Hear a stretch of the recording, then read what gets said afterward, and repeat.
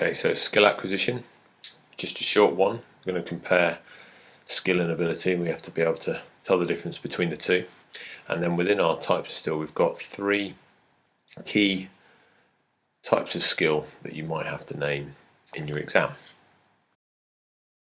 Okay, so if we start with ability, the key elements are the fact that it's stable and enduring, and the abilities that you have are genetic and they underpin the skills that you learn, and there's direct comparison to be made. So people are born with these abilities which allow them to acquire skills a little easier, and within those abilities we have perceptual, motor, or a combination with a word that sometimes is tricky of psychomotor ability. So we could compare these abilities with our skill, and that skill that we're going to learn is going to be combining ability and the knowledge to do it. And we very often talk about the perfect model that we're going to follow whenever we're learning something, and that is always aimed at achieving our goal. So your skill is something you can learn, and the link to ability is the fact that the abilities underpin the skills that you're learning.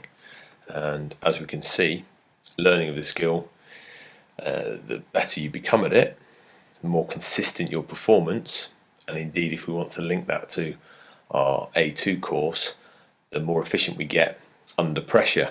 And if you have learned a skill under a number of pressured situations with the perfect model as your guide, hopefully we can perform it when required.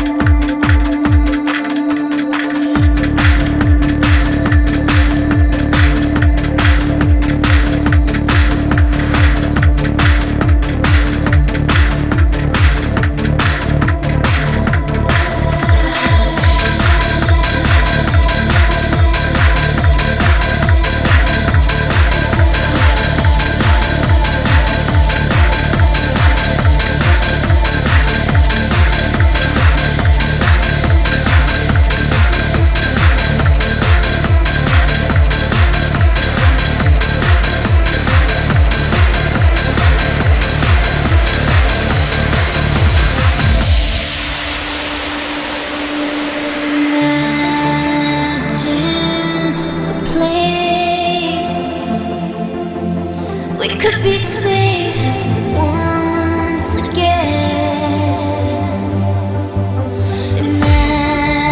Imagine. Okay, so there we've got Maradona and Messi, arguably the two greatest footballers that have ever walked the earth. And what we want to do is make sure that we understand that they were born with these abilities, coordinated movement, etc., which have allowed them to develop their skills to the level we've just seen. I certainly couldn't score a goal like that, well, maybe some of you could.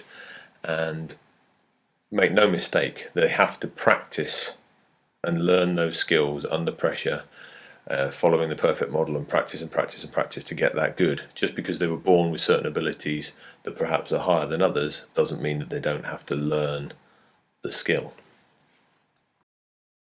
Okay, so if we're not going to be comparing skill to ability in the exam, we're certainly going to be mentioning one of these three terms in relation to skill. So firstly, our cognitive, that's the thought processes we're going through when we are looking to see what it is we're going to do. And then we've got perceptual. Now this involves the interpretation of information. Probably the best way to think about that is me at Old Trafford, running out onto the pitch for my first ever game, playing in midfield, the ball arrives at my feet, and all I'm thinking is, please don't make a mistake. Someone like Paul Scholes, when he's in that situation, having played 600 and odd games for Man United, is thinking, right, I have the ball at my feet. He doesn't have to concentrate on that as a skill. He's then thinking, who should I give the ball to, who's in space, can I make an attacking pass, etc.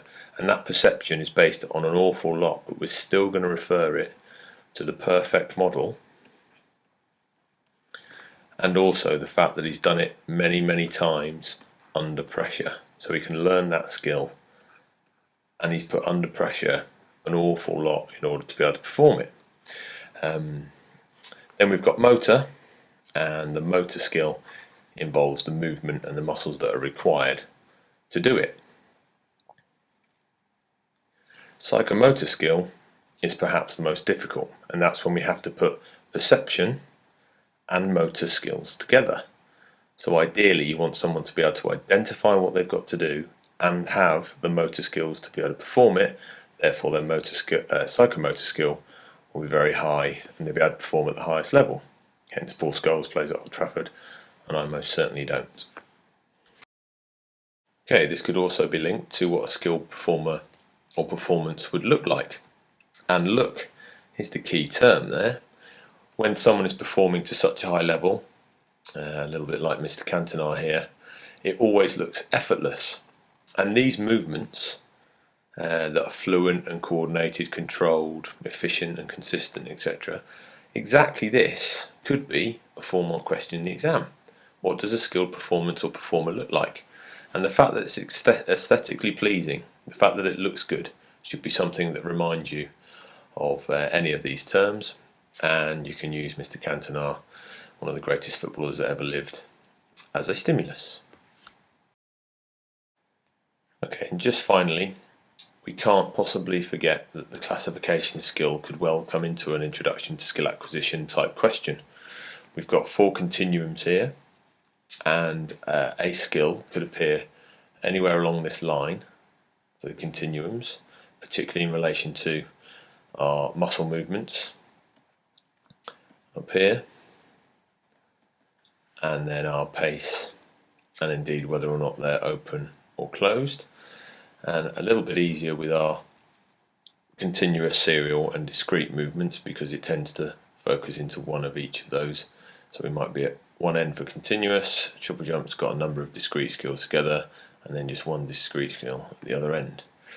These continuums again could form part of a question, and we might have to place a skill any part of these continuums, either 1, 2, 3 or 4, so they must be known, in particular when linking it to the experiments we do in class.